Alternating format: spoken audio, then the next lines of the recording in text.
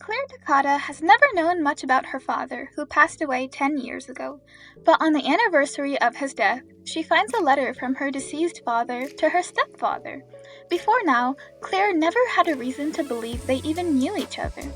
Struggling to understand why her parents kept this surprising history hidden, Claire combs through anything that might give her information about her father, until she discovers that he was a member of the Yakuza, a Japanese organized crime syndicate.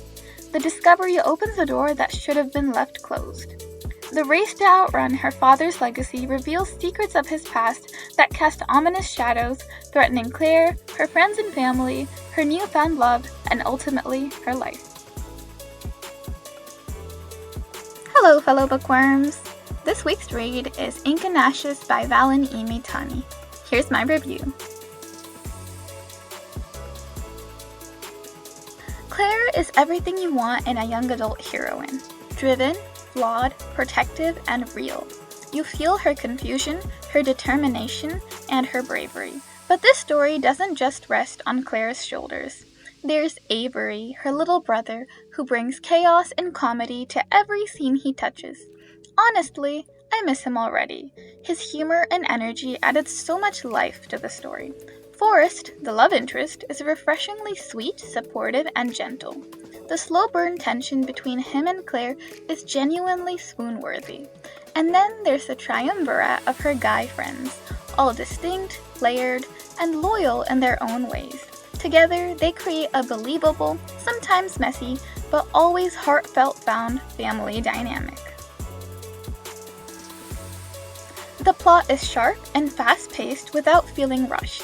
Every twist feels earned. Every secret has weight. I was hooked from the moment Claire found that letter. There's real tension in this story, moments that make you nervous for her safety or stop breathing because the truth is that shocking. It's not just a mystery, it's a web of lies and legacies, slowly unraveling in front of Claire, and you feel the urgency in every chapter.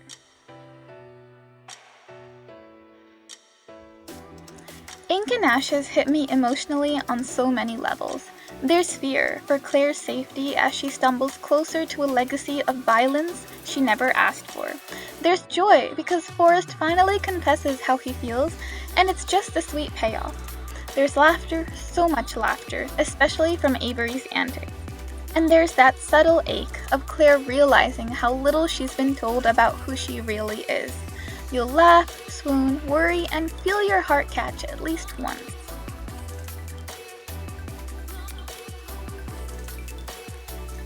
Despite this being a contemporary story, the cultural richness is incredibly immersive. I genuinely learned things like how white chrysanthemums are used at funerals in Japanese tradition, or that the number 4 is a homophone for the word death. The subtle inclusion of Japanese customs, language, and family dynamics gives this story a depth and texture that sets it apart.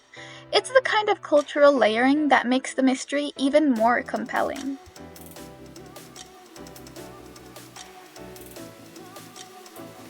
This book stays with you. It wrestles with identity. How much of who we are comes from our past, and how much do we get to define on our own? It explores grief, especially the grief of not knowing someone you've lost. The theme of family protection, especially Claire's overprotective brothers and brother-like friends, is both frustrating and touching. And most of all, it's about strength. Claire's strength. The quiet, persistent, determined kind. The kind that doesn't look like fighting, but like refusing to be silenced.